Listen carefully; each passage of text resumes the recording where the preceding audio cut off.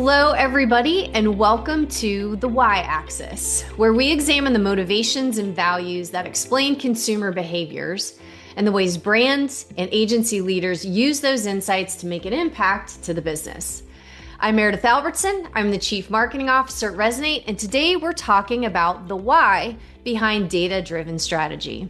Why is a predictive layer of consumer intelligence such a differentiator across the business? I am so excited to be joined by Sajjad Ahmed, Director of Revenue Research at A+E Global Media. A+E is an international content company whose portfolio of brands, including A&E, Lifetime, and the History Channel, are among the most popular and culturally relevant in the industry. Sajjad, welcome. Thanks so much for joining me today. Thank you, Meredith. What a great welcome. All right, so let's jump in. Sajjad, you and your team have played an important part in evolving A&E's approach to audience intelligence. You're helping to make it more predictive, actionable, particularly for your ad sales team. Can you describe your role and how your team supports these efforts? Sure, thank you so much. So my name is Sajjad Ahmed, and I work on our revenue research team at A+E Global Media as a director. Our team supports the ad sales organization by really combining audience intelligence with our understanding of our own content portfolio. This helps advertisers find the right environments for their brands. So whether it's uncovering new audience opportunities through vendors like Resonate, supporting sales strategy, or even at the end measuring campaign success, our goal is to turn data into insights that will help our sales team have more strategic conversations with clients. Wow, that sounds like a very fun job, and I am really interested to learn more about you and your team today. So when you think about the difference between a good marketing strategy or a good audience strategy and a great one, where does data, specifically audience quality tools you use, actually enter the picture? And what do you feel is the biggest differentiator for you and your team? Great question. So personally and across the team, obviously, we feel data is the most valuable before a campaign is even planned. So we want to find out just who our viewers are in our content portfolio. We have so many series, so many high-profile programming with high-profile stars, and we want to know what really resonates with this passionate core so we can help guide brands to authentically connect with them. We take a look at our audiences, our content, and then we support our sales team with materials that they can bring to advertisers. Ultimately, we're helping them sell less of an inventory mindset into more of an audience relevance mindset.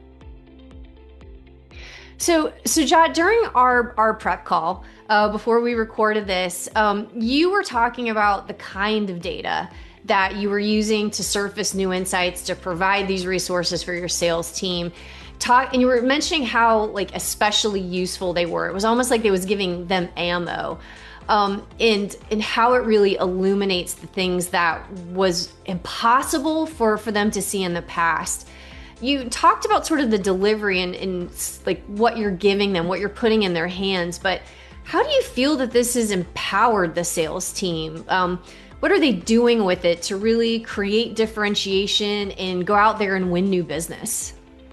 Yeah, so as we mine through tons of data about our audiences, we package it into a sales-friendly format. Now that could be a couple of slides, it could be an executive summary, or a few key bullet points. But that is the ammo that the sales team receives, and that's the ammo that they really go out there and find success with. So we can find little nuggets of stories. An example could be, we know an automotive series that we have is a clear contextual partner for an automotive brand. But across a research team, we're also able to dig in and find that this series' audience is also in market to travel to theme parks. They're also in market to do outdoor recreation. And now we've opened up the sales team's opportunities to reach verticals and brands that they weren't initially thinking about. So it's really giving them that strong foundation of an understanding of the audience in a way that they can clearly talk to. Do you think that this is also given Like, do you even notice a bigger sense of confidence with your sellers being able to go out into the market and talk to new prospects and win more deals? Yeah, it helps them have that confidence, as you said, for these strategic conversations. The industry has shifted so much over the past few years that instead of feeling deflated, they feel like they know what our content is, what our portfolio is, and what our strengths are. And they can speak to that in a clear manner so that advertisers eventually, if not from the outset, but eventually feel the same way. So have spoken a little bit about this, but demographic data alone today really isn't enough to grow anymore. In your opinion, what role do you feel that motivations and values and behavior signals play in how you build audiences or how you're thinking about planning campaigns? Demographics will tell people and advertisers who the audience is in terms of age, gender, but it doesn't explain why that age and gender might engage with our content and then engage with a brand itself. So we feel that advertisers aren't just buying demographics anymore. They're trying to reach people based on the interests, the behaviors, the life stage, and one of the most important, the purchase intent of that audience. So our audience insights are giving a compelling story about why our viewers are valuable. We want advertisers to know that we have a concentrated group of viewers who are going to make decisions based on interests, based on values, based on life stages. And that's how we think the sales team will find success. It sounds like such a differentiated offering. Are you seeing better performance or ROI on these more targeted contextual campaigns compared to some of the broader demo buys?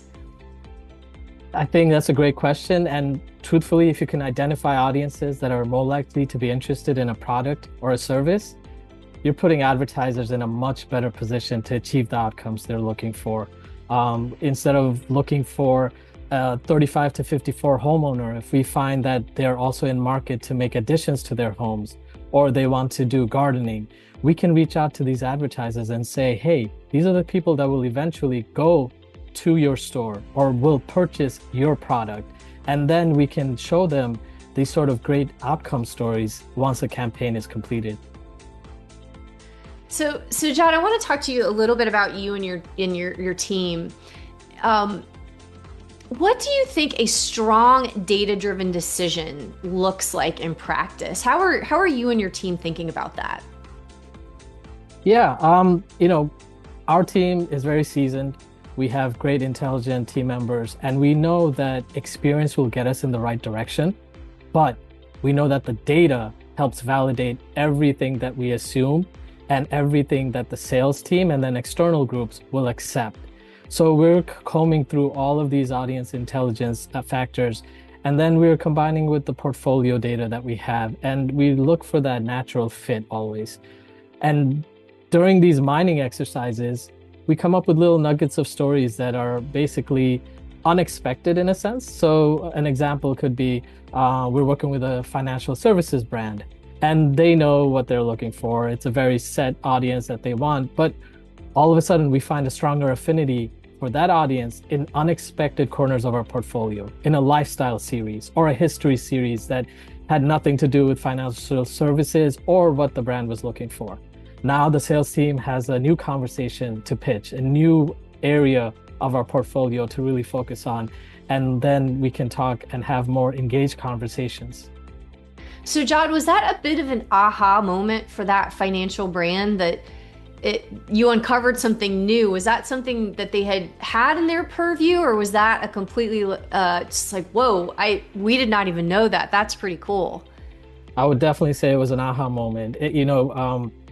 People make assumptions based on content, and here we're proving to them that you can't always assume you know the viewer, and the data underlying it really helps us. So it gave them an aha moment to say, oh, okay, this is what we focused on for this quarter, but for next quarter, let's listen to this great research advice and go down this path. You and your team have really expanded the use and evolved the use of data within your team. What is something that you feel like you have been able to accomplish that you couldn't before? Or maybe it's even, what wins are you most proud of for you and your team? I think it's the increase in education and knowledge. So we had these assumptions, as I kind of alluded to before, about who our audiences are. And every day, as we work on more brand requests, we find greater nuggets of stories about each of these audiences that keep building on top and building on top. So we understand one layer about this series, but then we keep finding new layers. And it's really about going from I think this audience fits to here's why this audience fits. And as we talked about previously, this helps provide our sales team with that confidence, with that ammo. And that's one thing that I think we're really proud of, that we have a great working relationship with our sales team, and they come to us for advice and they understand what we are giving them, and they ask questions and they try to figure out with the same lens that we do. A year ago, not a year ago, but a couple of years ago, a pitch might have just been about an audience size, but now it's about what's the brand's objective? How can we look at values and behaviors to create a stronger story? And this helps the sales team work with existing clients, but then get to the advertiser categories that may not have previously viewed our portfolio as a natural fit. I always love a good before and after. And it sounds like what your team has been able to accomplish is, you're not only delivering more value to your current customers, but you're able to uncover even new markets and new opportunities with this evolved use of data. Yes, 100%. Every day is a new battle, new challenge, and a new, I guess, opportunity to find that success across all these verticals and categories that the industry has. So, John, if you and I were having coffee and we were, sitting across the table, and I asked you to convince me if it's worth taking the bet on building out and investing in this, what you guys have, this richer predictive data foundation to produce those more targeted, higher quality audiences, if you had done, what would you tell me? How would you get me to take that same big bet? Well, I'd first ask you if you want another chai latte or anything else, and then I'd drive right in. So the truth is, the more you understand your audience, the more you're equipped to figure out what brands, products, services they're likely to connect with. And in this day and age, it's all about making a sort of connection, an engagement between a brand and a consumer. And that's what this data and any richer data set will really help you understand and figure out. As you get into the data that you look into, you can't expect all the insights to validate what you already know, because as we kind of discussed, it's those new moments, those contradictory stories that now are backed by data that really help shape a new story and a new profile of who your audience is or who the advertiser should work with. And for the sales team, once we give them that information, it changes their conversation. They're not just recommending content for content's sake. It's more about the environments where a brand has the strongest opportunity to connect with the right audience. It's all about predicting the moments that matter. I have to say you convinced me on that one. Sajjad, thank you again so much for taking the time to join me today on the Y-Axis. I think sharing your story with all of our listeners was really fun, and we learned a lot. I appreciate you joining us today. And a special thanks to all of you for watching, and we will see you next time on the Y-Axis. Thank you for having me.